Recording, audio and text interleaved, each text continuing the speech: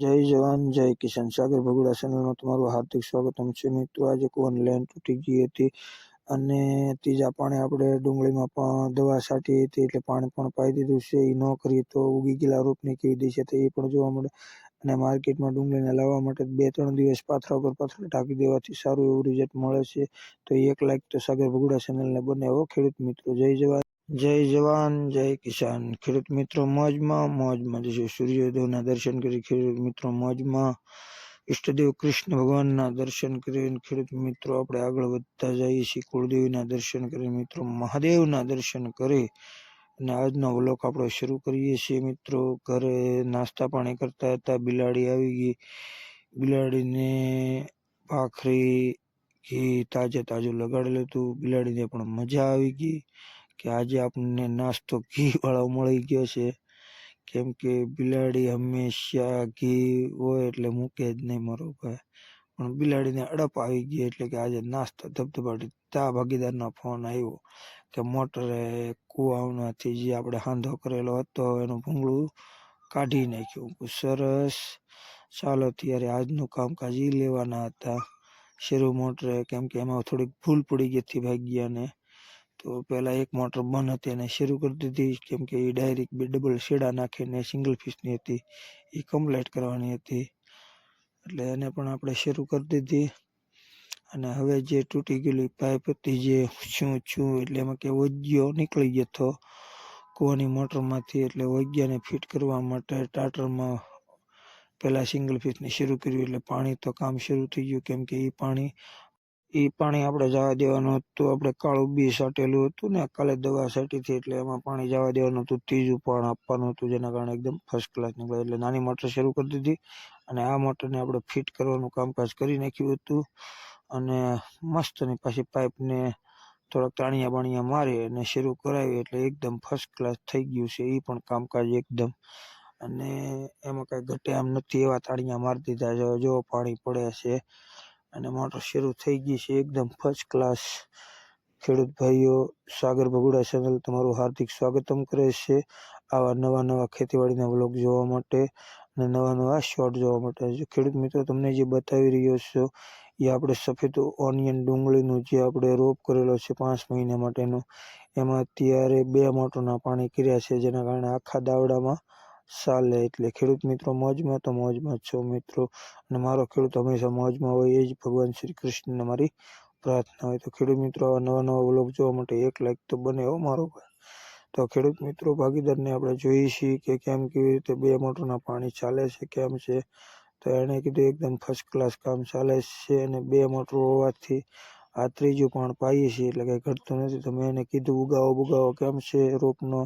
તો આપણે ડુંગળી પ્રમાણે ખબર પડે કે ના અત્યારે તો ઉગાવો સારો નીકળે છે, હજી નીકળવાનો બાકી છે, પણ ત્રીજું પણ આવી જાય એટલે ઉગાવોમાં આપણે કાલે પાછા જોવાના છીએ કે આ પાણી વેળ્યા પછી કેવું રિઝલ્ટ આવ્યું છે દવાનું.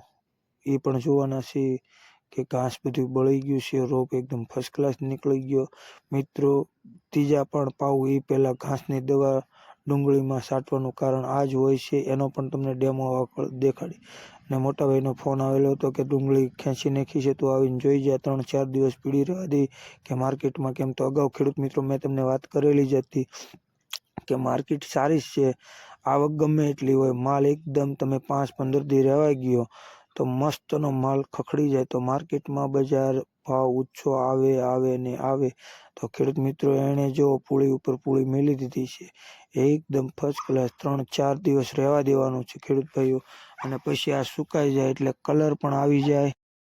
તો ખેડૂત મિત્રો તમે જોઈ શકો છો, પૂળી ઉપર પૂળી મેલી દીધી છે, જેના કારણે એકદમ સારું એવું કલરનો કલર પકડે ગાંઠિયો અને લોદર સુકાઈ જાય અને ખખડી પણ જાય અને માર્કેટમાં 5 રૂપિયા ઊંચા આવે. એનું કારણ એક જ છે મિત્રો, લીલું કટિંગ થઈને લીલું માર્કેટમાં તમે જવા ગયો તો એ લોકોને આગળ મોકલવાનું હોય તો એમાં અનુકૂળ પડે ને. એને 5 રૂપિયા ડિમાન્ડ ઊંચી આવવાના બદલે સારો માલ હોવાના છતાં આપણે પૈસા માર્કેટમાં મળતા નથી.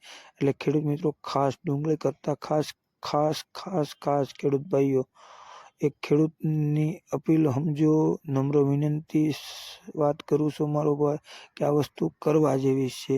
તમારે લેવું ન લેવું તમારી મરજી, પણ જો આવું કરવાથી 3-4 દિવસ જવા દો, પછી એનું કટિંગ કરો તો થેર એનો બધો મરી જાય અને એકદમ કલરમાં પણ આવી જાય મારો ભાઈ. આ ઘાવરિયું હતી એકદમ ફર્સ્ટ ક્લાસ છે, ડુંગળીમાં કાંઈ ઘટે એમ નથી. પણ ખેડૂત મિત્રો નાની એવી ભૂલના કારણે મોટું એવું નુકસાન ખેડૂતને વેઠવું ન પડે એ માટે આ સલાહ દેવામાં આવે છે. નાના ભાઈ તરીકે એક સલાહ લેવા નમ્ર વિનંતી.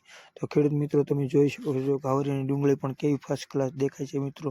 કાંઈ ઘટે છે પણ થોડીક કાળજી રાખવી, થોડીક ધીરજ રાખવી, સારું પરિણામ મળે છે. ધીરજના ફળ મીઠા હોય તો ખેડૂત મિત્રો તમે ડુંગળી પણ આપણે જોઈ છીએ. હવે હું જે તમને બતાવવાનો તો થોડાક ટાઈમ પહેલાં જ આપણે વાત કરી તમને કે આજ આપણા વ્લોગની અંદર કે રોપ ઉગી ગયા પછી જો જે ઘાસમાં દવા છાંટવામાં આવે છે ને એનું જે રિઝલ્ટ છે એ પણ તમને હું બતાવવાનો છું. તો ખેડૂત મિત્રો ડુંગળી કરતા ખેડૂત ભાઈઓ તમે જોઈ શકો છો પૂળી એકદમ ઢકાઈ ગઈ, જેના કારણે કલર સારો પકડે ખેડૂત મિત્રો. બરોબર ને મારો ભાઈ? ને આવું હોવું જરૂરી છે મારો ભાઈ. ખેડૂત મિત્રો સાગર ભગુડા ચેનલને લાઈક કરો, સપોર્ટ કરો નવા વિડીયા જોવા માટે, અને નવા ખેતીવાડીમાં નવું જે હોય છે એ તમને આપવાનો પ્રયત્ન કરતો રહેશે. તો ખેડૂત મિત્રો તમે જે જોઈ રહ્યા છે એ બુદ્ધેલ એક્સપોર્ટ ડુંગળી જ છે મારો ભાઈ. 5 મહિને પાકે છે. એમાં તમે ઘાસ જોઈ શકો છો, એમાં ઘાસની દવા છાંટી દીધી છે મિત્રો, અને પાણી પણ આપી દીધેલું છે. પણ આમાં થોડોક ટાઈમ લાગે. બીજી વસ્તુ થોડોક રોપને થોડુંક ઓલા કેમ 1%-2% તો નુકસાન કરે જ તે મારો ભાઈ. તમે જોઈ શકો છો ઘાસ કેવું જોરદાર નીકળેલું હતું, રોપ પણ દેખાતો નથી મારો ભાઈ. તો આ કરવું એની પહેલાં ત્રીજા પાણે જો રોપ ન નીકળે એ પહેલાં તમે છાંટી ગયો તો કેવું એકદમ ફર્સ્ટ ક્લાસ રિઝલ્ટ મળે ખેડૂત મિત્રો. તો સાગર ભગુડા ચેનલને લાઈક કરો, સપોર્ટ કરો નવા ખેતીવાડીના વિડીયા જોવા માટે મિત્રો. આમાં રોપને અત્યારે થોડોક દાસકો પણ લાગેલો છે, કારણ કે ઘાસ થોડુંક મોટું થઈ ગયું હતું એના કારણે. એટલે ખાસ વિનંતી છે કે રોપનું ત્રીજું પણ આપો એ પહેલાં ઘાસની દવા છાંટી દેવાની, જેના કારણે આવું મોટું ઘાસ ન થાય કે જેના કારણે નુકસાન પણ ન થાય. તો ખેડૂત મિત્રો સાગર ભગુડા ચેનલમાં તમારું હાર્દિક સ્વાગત છે. આવા નવા વિડીયો જોવા માટે આપણી ચેનલને લાઈક કરો, સપોર્ટ કરો. જય જવાન જય કિસાન, જય જવાન જય કિસાન. સાગર